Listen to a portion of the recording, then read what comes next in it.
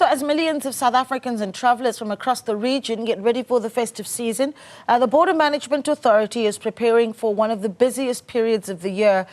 Today, the Border Management Authority Commissioner Michael Masiapato unveiled the festive season plan to manage the country's 72 ports of entry during the outbound rush in December and the return flow expected in January. Newzroom Afrika's Veronica Makhoali takes a closer look at measures in place to ensure smooth and secure travel throughout the holiday season. As the holiday season approaches, the South African Border Management Authority is preparing for a major surge in cross-border travel. Over 6 million people are expected to cross the country's borders during the peak months of December and January, marking one of the busiest periods of the year.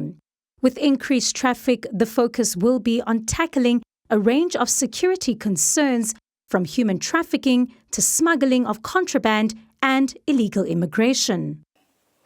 Over the years, our top 10 ports of entry which facilitate the majority of the people has always been OR Tambo International Airport in Johannesburg, Beitbridge Land Port of Entry to Zimbabwe and the rest of the continent, Libombo Port of Entry to Mozambique, Caledon-Sport, Fixburg and Maseru Bridge Land Ports of Entry to Lesotho, Cape Town International Airport in the Western Cape, Oshuk Land Port of Entry to Eswatini, as well as Kopfontein and Groblersdal Bridge Land Ports of Entry to Botswana.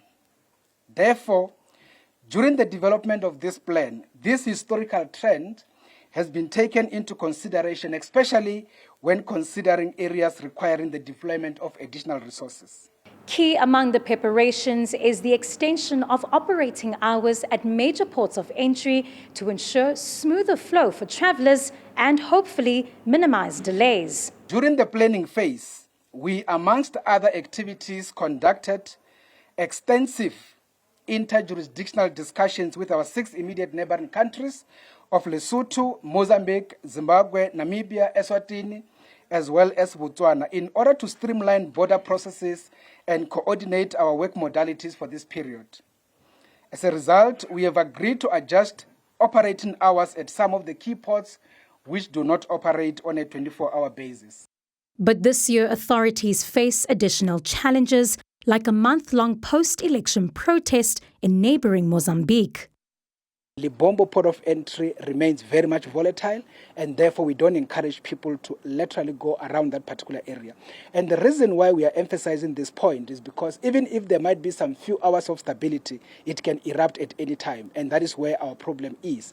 And that is why we are saying, even as we give an update now, we are operational in terms of the movement of persons, we are operational even in terms of the movement of goods. However, the Mozambican counterparts are saying they are not sure themselves what will actually happen. In addition to overseeing the ports, authorities are placing a strong focus on vital corridors such as the N1 and N4 highways. The biggest problem we have is on corridor. So that is why, as part of this planning this time around, we put a lot of effort in as far as corridor management is concerned. So we have also indicated that we do know our problematic corridors. N1 into Beitbridge through into Zimbabwe and the continent, very much problematic. N4 corridor into Libombo, into Mozambique, very much problematic. We don't have too much problems when it comes to N8, for instance, into Lesotho via Maseru Bridge and Sambido Fixburg. So on that particular basis, for these 2 critical corridors, we had to make sure that we intensify our planning in as far as this part is concerned. The BMA has admitted to facing serious staff and resource shortages as they further strain an already overburdened system. Still, it insists it's ready to tackle the challenge. For Newzroom Afrika on Channel 405, I'm Veronica Makhoali in Pretoria.